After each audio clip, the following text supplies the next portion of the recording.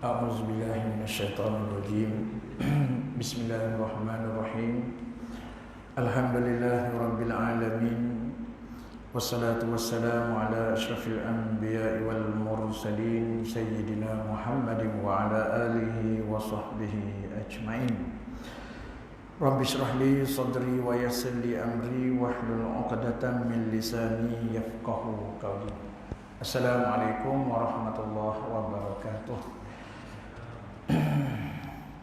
Yang saya muliakan Tuan Pengurusi, Tuan Imam, sahabat saya Cik Ismail, seterusnya tuan-tuan dan puan muslimin muslimat yang dirahmati lagi dikasihi sekalian. Alhamdulillah malam ini dan kita masih lagi diberi kesempatan oleh Allah SWT dan untuk kita datang dan ke rumahnya yang mulia ini untuk kita menunaikan solat maghrib.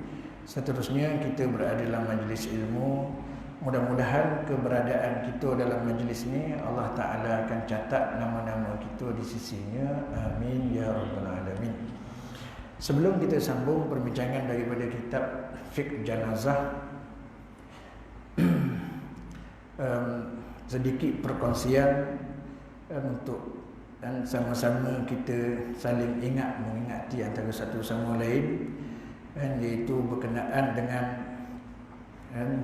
permintaan ataupun rayuan daripada pihak kerajaan dan supaya kita ni rakyat jelata ni beringat-ingat dan supaya kita ni jangan ambil mudah dengan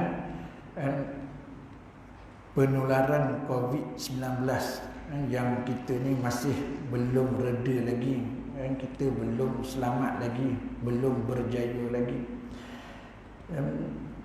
Baru tadi petang tadi saya ada terbaca dalam internet ramai di kalangan ibu bapa yang minta supaya pihak kerajaan tutup balik sekolah kerana nak jaga keselamatan anak-anak. Kami guru-guru di sekolah ni insya-Allah dari segi SOP-nya memang kami sentiasa jaga sebaik yang mungkin, ikut sebaik yang mungkin, dan sampaikan ada guru yang datang seawal 6.30 pagi pun ada. Orang rumah saya minggu lepas giliran dia bertugas. Saya pergi ke surau untuk solat subuh, 6 suku balik dia dah tak ada dah. Tapi dia beritahu lah saya sebelum saya nak pergi surau tu, dia beritahu, dia kata dia terpaksa keluar awal. Sebab apa? Saya kata kenapa 6.30 kena ada kat sekolah? Dia kata sebab 6.30 tu budak dah ramai dah datang.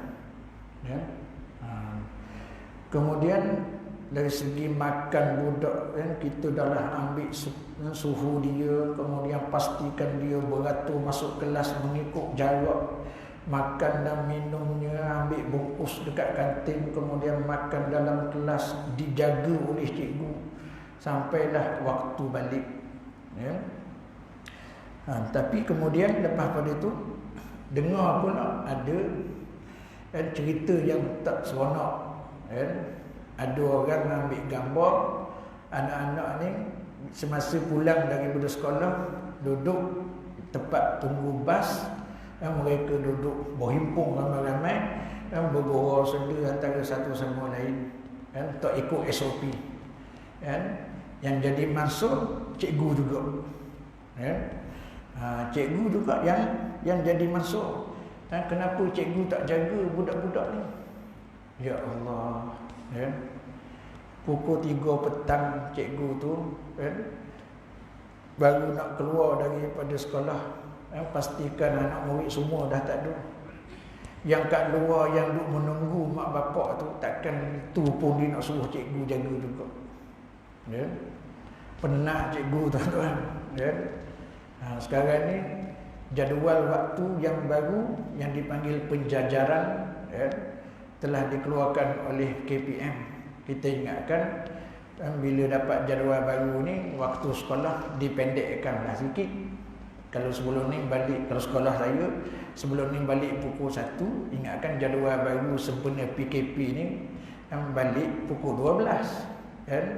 Sebab budak ni tak digalakkan berada lama di sekolah kan, tak selamat kan.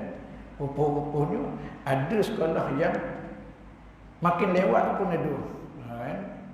Yang dulu balik pukul 1, ada yang balik 1.30 kan. Wallahu alam lah kan.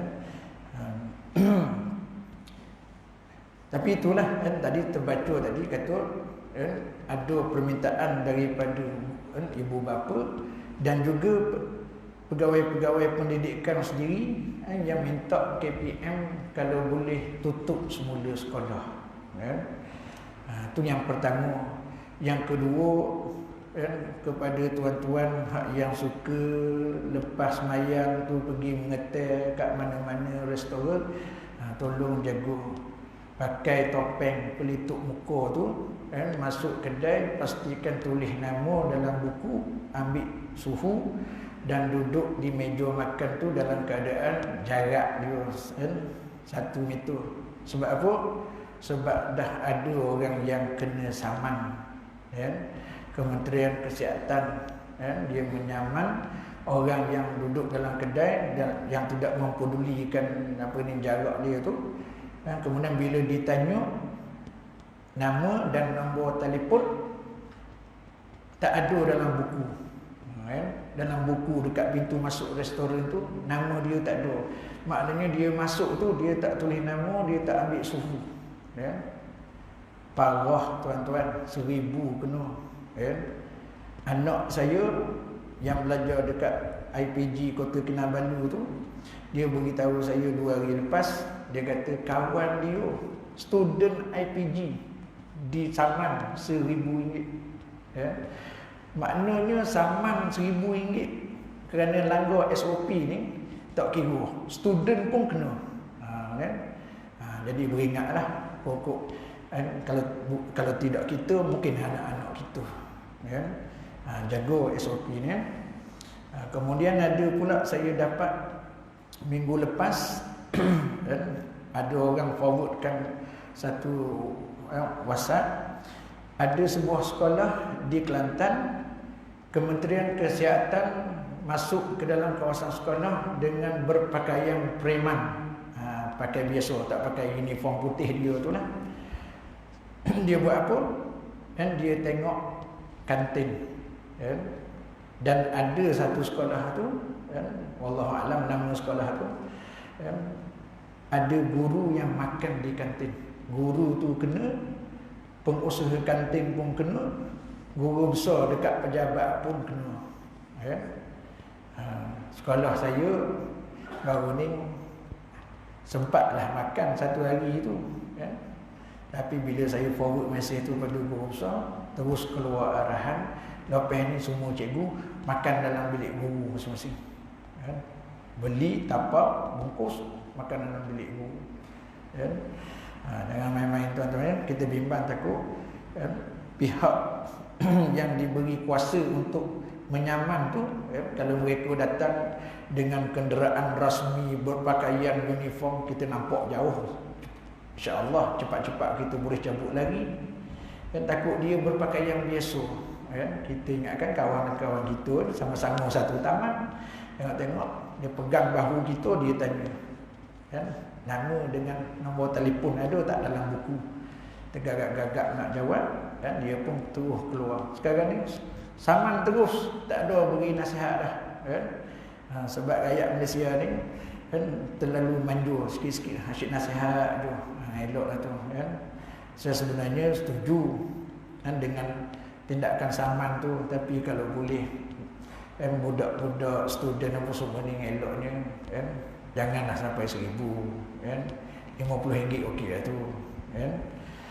Tapi yalah wallahu alam, terserahlah pada pihak kerajaan kan. Saya percaya pihak kerajaan dah berusaha sebaik yang mungkin kan untuk mengatasi kan penularan kan COVID-19 ni. Sama-samalah kita doa kan. Kita bimbang sebab ada ura-ura mengatakan kemungkinan PKP akan diperkenalkan semula kan. Dan larangan merentas negeri juga kemungkinan akan dikuatkuasakan balik. Kan? Dengan kata sebelum hari raya haji. Wallahu a'lam. Kan? Kalau betul lah dikuatkuasakan larangan merentah desa, merentah desa lah. Larangan merentah negeri ni, hak yang nak balik kampung sebelum raya tu mungkin tak dapat balik lah. Ya. Allah alam tuan-tuan ya, sama-samalah kita jaga diri kita sendiri dan jaga anak-anak kita. Baik. Kita sambung perbincangan kitab itu ni pada bab, masih lagi dalam bab solat jenazah kan. Baik. Dalam perjumpaan kita yang lalu kita sempat berbincang siapakah dua golongan jenazah yang tidak wajib disolatkan, iaitu yang pertama anak yang belum baligh, termasuklah janin yang lahir kerana keguguran, dan yang keduanya orang yang mati syahid. Mati syahid ni dia ada tiga jenis tuan-tuan. Yang pertama syahid di dunia sahaja, yang kedua syahid di akhirat sahaja, dan yang ketiga orang yang mati syahid dunia dan akhirat. Yang dikatakan orang yang syahid dunia ni ialah contohnya seperti orang yang mati dalam kebakaran, mati lemas dalam air, mati kerana diseksa, mati kerana penyakit taun dan penyakit-penyakit lain lah. InsyaAllah termasuk yang mati kerana COVID ni pun, dan lain-lain kematian yang didahului dengan azab, mati kerana tanah runtuh, tenggelam dalam tanah tu dan seumpamanya. Ini termasuk juga orang perempuan yang mati mengandung. Baik, itu dikategorikan sebagai mati syahid dunia. Baik. Kemudian syahid akhirat ialah orang yang kita tak tahu niat dia. Dia pergi berperang, contohnya menentang orang-orang kafir untuk menegakkan agama Islam, tapi kita niat dia tu bukan kerana Allah. Contohnya ini golongan syahid yang syahid dunia. Okey, saya silap dan terbalik. Yang saya sebut tadi tu golongan yang mati mati bersalin, mati dalam lemas air, mati kebakaran, itu syahid akhirat. Syahid dunia ialah orang yang berperang pada jalan Allah, tetapi niat dia bukan untuk Allah Ta'ala. Niat dia kerana mungkin dia nak nama dia disebut-sebut, ataupun dia nak pangkat jawatan, ataupun dia nak habuan dunia dan seumpamanya, tapi malangnya dia mati dalam perang tersebut. Jadi mati dia tu orang ramai menganggap dia tu mati syahid. Jadi syahid dia tu cuma di dunia saja, sebab orang gelar dia sebagai syahid, tapi di hari akhirat dia tidak diterima oleh Allah Ta'ala. Dan yang ketiga ialah orang yang syahidnya dunia dan akhirat, iaitu orang yang pergi berperang betul sungguh niat dia kerana Allah Ta'ala, lalu dia mati terkorban dalam perang tadi. Maka di dunia pun orang panggil dia syahid, di akhirat pun dia dapat pangkat syahid tadi daripada Allah Ta'ala. Jadi kalau kita tengok dalam golongan yang syahid tadi, sama ada syahid akhirat ataupun syahid dunia dan akhirat tu, memang ramailah di kalangan umat Nabi Muhammad sallallahu alaihi wasallam yang mati syahid. Sebab dalam satu hadis Nabi sallallahu alaihi wasallam pernah bertanya kepada sahabat, siapakah orang yang mati syahid? Sahabat jawab, orang yang mati syahid yang mati dalam medan perang tu lah. Nabi kata, kalau macam tu tak ramailah umat aku yang mati syahid. Maknanya siapa yang pergi berperang jugalah yang dapat pangkat syahid tadi itu. Lalu Nabi pun beritahu sesungguhnya umatku, siapa yang mati dalam ketika bersalin pun mati syahid, mati kerana penyakit pun syahid, mati kerana lemas air pun syahid, mati dalam kebakaran pun syahid. Sehingga ulama membincangkan termasuklah orang yang mati ketika menuntut ilmu pun syahid, orang yang mati ketika keluar mencari nafkah pun syahid. Maknanya begitu banyak orang yang insya-Allah matinya itu dikira sebagai syahid. Dan kita doalah tuan-tuan, mudah-mudahan kehidupan kita nanti ditutup dengan kematian yang berupa syahid. Sebab tu kita ni eloklah dah tua tak ada kerja ni, biarlah kita ulang alik pergi masjid, pergi majlis ilmu, supaya kita mati dalam keadaan menuntut ilmu, supaya kita mati kita tu mati syahid. Dan begitu jugalah ayah-ayah, ibu-ibu yang keluar pergi bekerja tiap-tiap hari tu, mereka keluar dengan niat untuk mencari nafkah, untuk beri makan pada anak-anak di rumah. Sekiranya mereka itu mati dalam perjalanan mencari nafkah tadi, maka kata ulama mereka juga dikira mati syahid.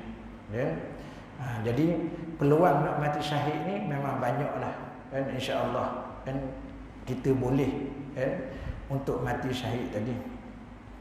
Tapi dalam 3 kategori syahid tadi, yang paling hebat hak yang ketiga tadilah, yang syahidnya dunia dan juga akhirat. Orang yang mati kerana sanggup mempertaruhkan nyawanya untuk menegakkan agama Islam. Baik. Kemudian kita juga telah pun bincang tentang golongan jenazah ataupun orang yang mati yang tetap ataupun yang boleh disolatkan. Tadi dalam tajuk yang sebelum tu, 2 golongan yang tidak diwajibkan solat. Bila dia meninggal tak wajib solat, anak yang belum baligh dan orang yang mati syahid. Namun demikian, walaupun mereka ni 2 golongan ni tak diwajibkan solat, tetapi ada juga Nabi buat. Jadi mana lebih baik kalau orang tanya gitu? Antara kita solatkan dia dengan kita tak solatkan. Dia memang tak wajib. Maknanya kalau kita tak solat dia pun tak apa, kebumikan terus. Tapi kalau ada peluang untuk kita nak solatkan dia, kata majoriti ulama, lebih baik solatlah. Baik. Jadi kita dah bincang golongan yang pertama, yang walaupun dia ni tak diwajibkan solat, tetapi boleh kita nak solatkan dia, iaitulah anak kecil tadi. Anak kecil walaupun mereka ni tak diwajibkan solat jenazah atas dia, tetapi sebaik-baiknya kita buatlah juga. Kemudian yang kedua, orang yang mati syahid. Orang yang mati syahid walaupun mereka ni tidak diwajibkan kita ni solat, tetapi kalau kita ada peluang nak solatkan dia, maka itu juga adalah lebih baik. Baik, sebab apa? Sebab Nabi pun pernah melakukan solat jenazah ke atas orang sahabat-sahabat yang mati syahid.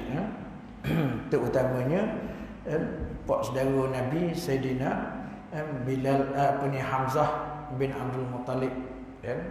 Hamzah bin Abdul Muttalib ni ketika dia mati dalam perang Uhud tu, Nabi solatkan dia lebih daripada 9 kali. Lebih daripada 9 kali. Solat jenazah dia tu.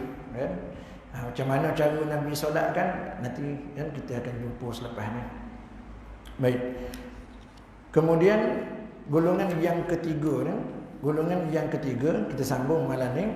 Siapa dia orang yang kita disuruh, diperintahkan supaya melakukan solat jenazah ke atasnya, iaitu orang yang meninggal kerana menjalani hukum had.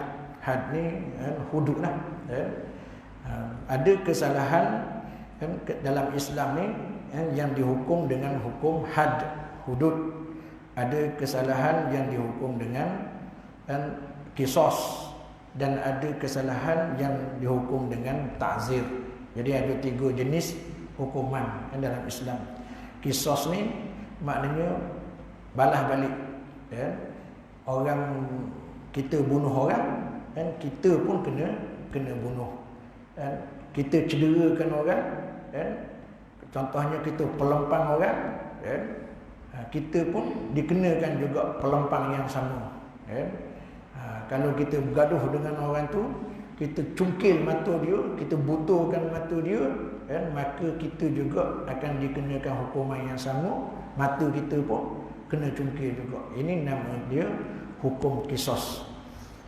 Kemudian yang kedua hukum had. Had ni ataupun hudud ni yang ada dalam Quran, yang mana Allah Ta'ala sebut kalau pencuri potong tangan, kalau penzina, kalau dia tu orang bujang, kena sebat 100 sebatan. Kalau dia tu orang yang telah berkahwin ataupun pernah berkahwin, dia melakukan zina, maka orang ni kena rejam.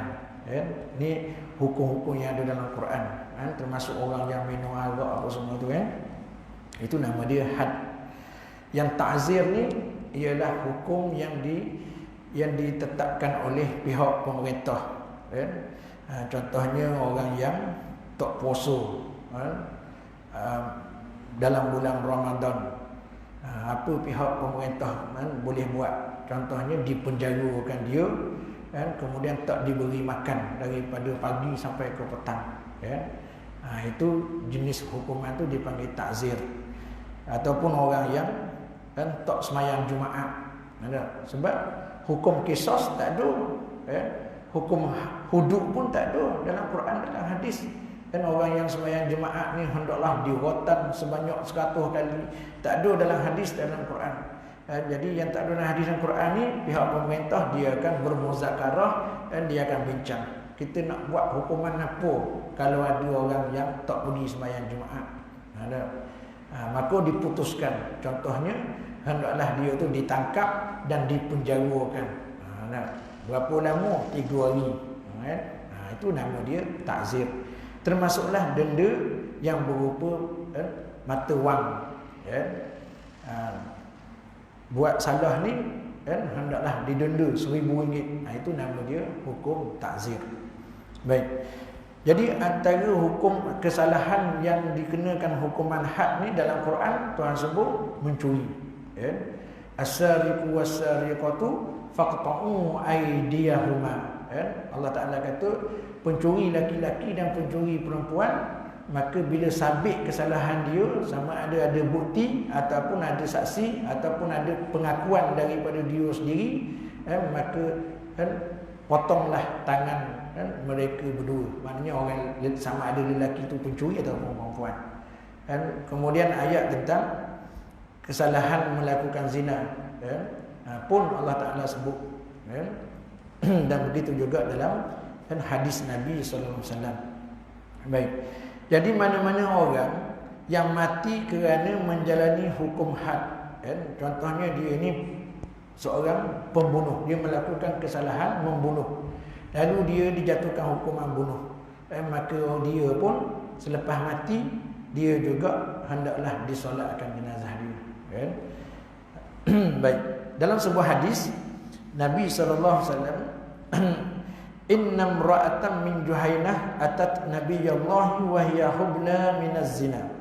Dan seorang perempuan daripada suku Juhainah datang bertemu Nabi SAW dalam keadaan mengandung daripada hasil zina.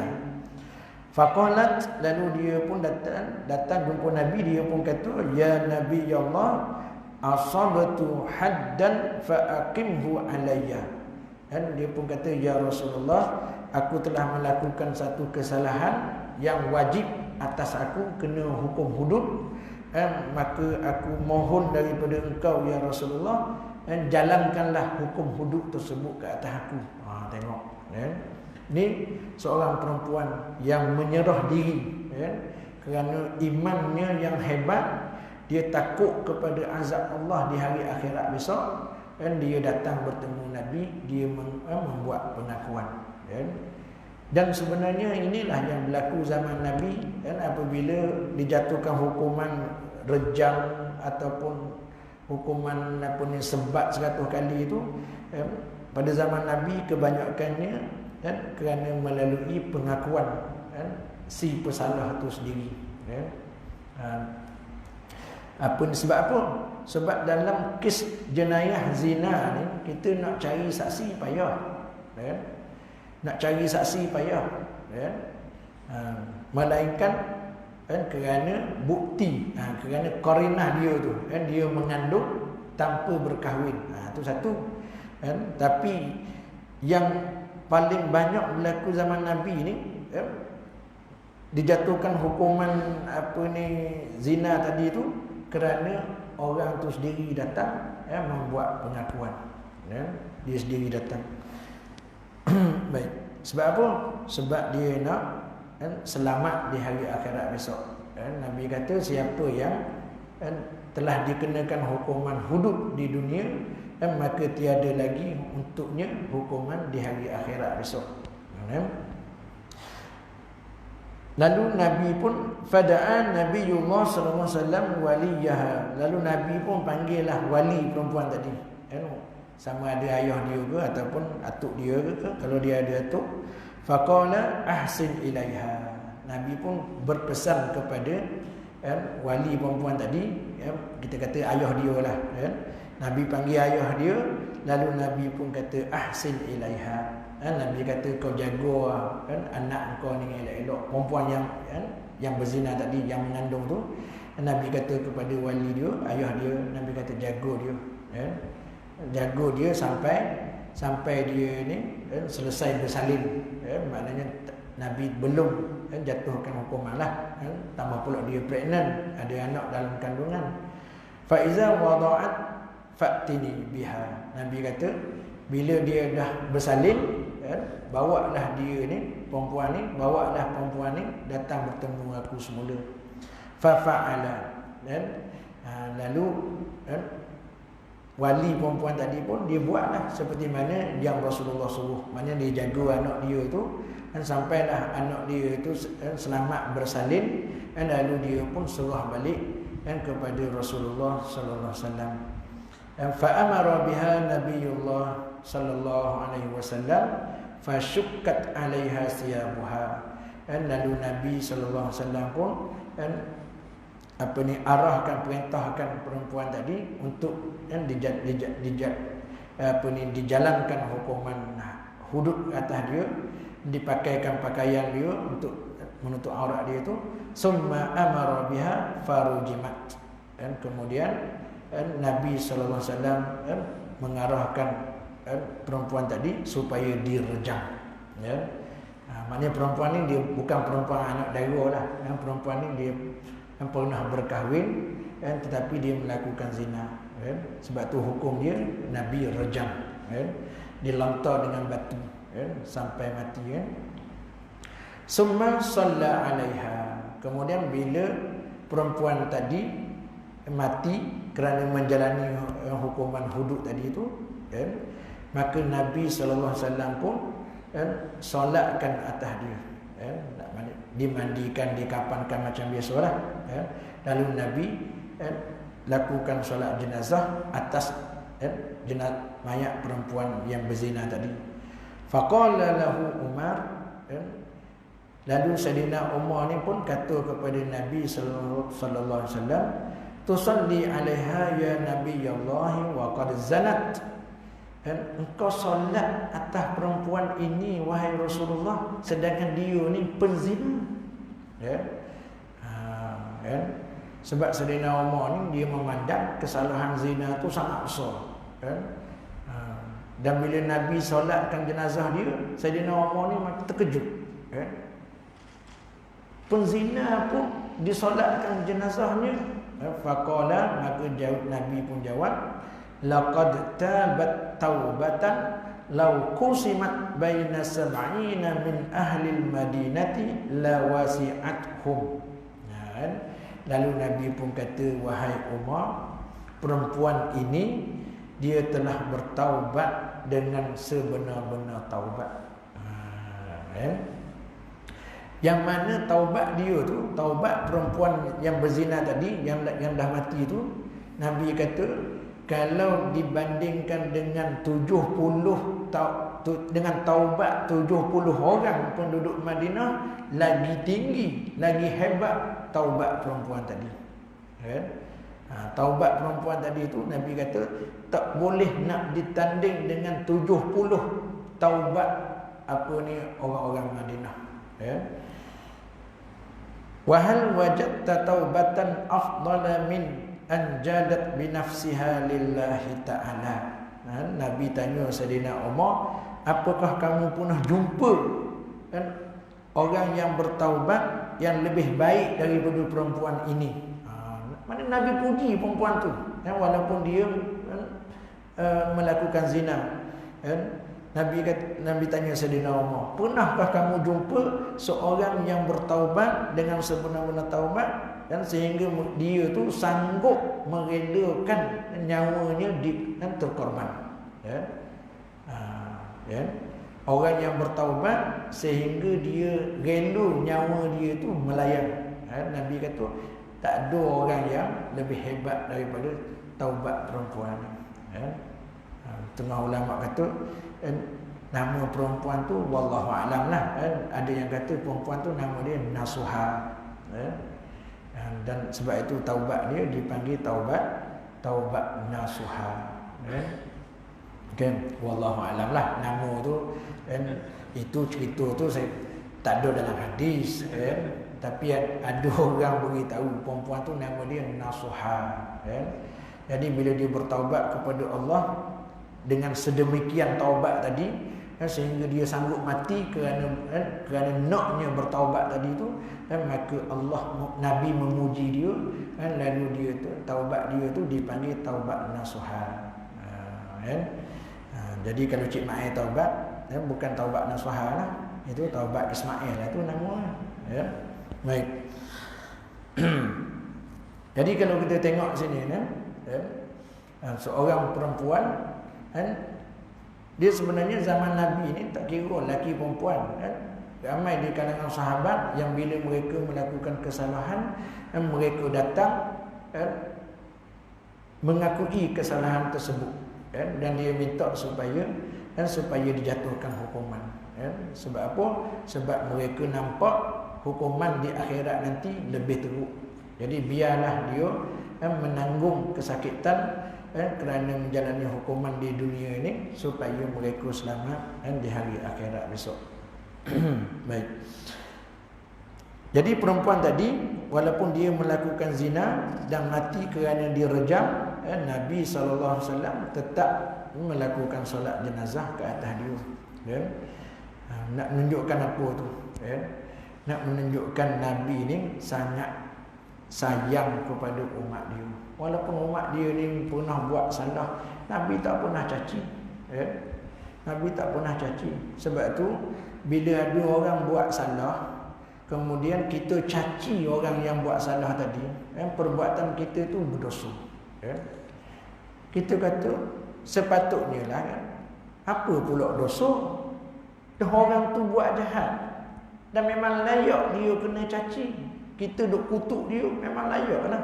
Tapi Nabi kata apa? Nabi kata engkau membuka pintu kepada syaitan. Orang yang buat salah, sepatutnya kita pujuk dia, nasihatkan dia supaya buat baik, tinggalkan kejahatan. Tapi kita duk caci, duk maki hamun dia, menyebabkan orang ni makin jauh daripada Allah. Dia kata alang-alang buat jahat, duduk dalam penjara pun kena maki, keluar daripada penjara pun kena maki. Tu tu yang pengisap dadah bila keluar daripada penjara tu, akhirnya dia mengisap dadah balik. Sebab apa? Sebab masyarakat tak terima dia. siap pesan pada anak, jangan berkawan dengan dia tu penagih dadah tu, baru keluar daripada penjara tu. Kawan ni duduk dalam penjara dah bertaubat, siang malam apa ni beramal ibadat, pergi tahajud ikut ustaz pegawai penjara tadi, dah nekat dah ni, aku keluar nanti, aku nak insaf, aku nak jadi orang baik apa semua ni. Tapi bila dia balik ke kampung, orang kampung semua tak pedulikan dia, tak ada orang nak berkawan dengan dia kecuali bekas-bekas kawan yang sama-sama isak dadah bawah jabatan tu. Jadi kawan ni lah yang datang, dijumpa gitu, kata, bro, apa cerita? Tak ada orang kau nak kawan dengan kau. Kawan ni kata, tak ada, orang kampung semua pulau aku. Dia kata, jangan susah hati, kita ada. Tu yang terbabit isak dadah balik tu, sebab kawan lama tu datang balik dan dia tak ada kawan. Sepatutnya kita, orang yang buat salah ni, kita buat baik dengan dia, kita kontrol dia supaya dia ni jangan buat salah lagi, beri peluang dia untuk dia nak jadi orang yang baik. Dan begitu juga orang-orang yang melakukan perbuatan salah jahat ni, kita jangan caci maki dia. Sebab apa? Kita tak tahu sama ada dia telah bertaubat kepada Allah. Orang tu buat salah, kita tak tahu dia dah bertaubat. Kita ni duk siang malam duk caci, duk maki hamu kat dia. Ini kata bahaya kalau kita ni kita menganggap diri kita ni dah baik, orang lain ni semua tak betul. Nampak orang jahat juga kita kata ni jahat ni, sedangkan kita tak tahu dia dah bertaubat dengan sebenar-benar taubat. Allah dah ampun dah dosa dia, kita pula yang dapat dosa, sebab kita menghina, mencaci dia. Baik, kemudian yang kedua, yang keempat, golongan yang keempat, iaitu orang yang suka melakukan dosa. Tak kira lah dosa kecil ke, dosa besar ke, bergelumang dalam kemaksiatan dan perbuatan haram. Misalnya orang yang meninggalkan solat dan juga zakat, tetapi dia ni masih lagi mengakui hukum solat dan zakat tu wajib. Maknanya dia masih lagi Islam. Demikian juga orang yang berbuat zina, pencandu minuman keras, orang yang ketagih arak, dan orang yang melakukan perbuatan fasik yang lain-lain. Orang ni pun kalau mereka mati, hendaklah disolatkan juga. Jangan dibiarkan dia. Sebab apa? Sebab dia ni masih lagi Islam. Dia tak pernah semayang, dia tak pernah keluar zakat, tapi bila kita tanya semayang ni wajib tak, dia kata apa pula tak wajib? Allah Ta'ala sebut dalam Quran, wa aqimus salah wa atuz zakat. Dia tu siap baca dalil, kita tak tahu dalil tu, tapi dia semayang tak, keluar zakat tak, tak pernah buat. Dia tu masih lagi Islam. Kita panggil Muslim asi, orang Islam yang derhaka. Tapi selagi dia tidak menghalalkan yang haram, mengharamkan yang halal, tidak mewajibkan yang tak wajib, dan hukum yang tak wajib, yang wajib dia tak kata tak wajib, hukum yang wajib dia tak kata tak wajib, maka dia masih lagi Islam. Tapi kalau sekali dia kata apa pula semayang wajib, mana ada wajib semayang ni, tak ada semayang ni, tak buat pun tak apa. Kalau dia kata macam tu, barulah jatuh hukum kafir atas dia. Tapi orang ni, dia walaupun dia tak semayang, tapi dia tetap percaya bahawa semayang ni wajib. Cuma dia malas. Kemudian takdir Allah Ta'ala dia ni mati, maka dia pun hendaklah diuruskan oleh orang-orang Islam yang ada tu, sehingga termasuklah semayang jenazah atas dia. Tetapi Nabi SAW, bila dibawa kepada satu jenazah kepada Nabi, Nabi tanya dulu orang-orang yang macam mana. Lalu orang hidup pun beritahu dia ni orang jahat, gini, banyak buat maksiat. Nabi akan minta orang lain.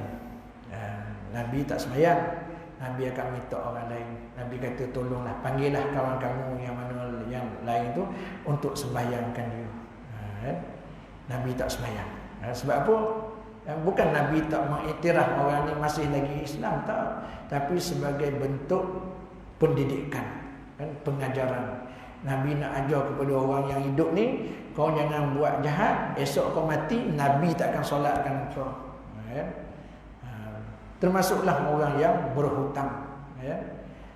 Pernah satu jenazah didatangkan di hadapan Nabi, orang minta Nabi solatkan jenazah tu, Nabi tanya, orang ni mati ada hutang tak? Lalu waris dia pun, saudara mara si mati ni pun beritahu, dia ni tak ada hutang ya Rasulullah, barulah Nabi solatkan dia. Tapi kalau diberitahu yang si mati tu ada hutang, Nabi tak akan solat. Bukan maksud tak akan solat tu Nabi biarkan jenazah tu, tak. Maknanya Nabi akan suruh orang lain solat. Sehingga bila ada waris si mati tu kata, ya Rasulullah, jenazah yang mati ni dia meninggalkan hutang, aku akan bayarkan hutang dia. Maknanya ada orang lain yang bersetuju nak selesaikan hutang si mati tadi.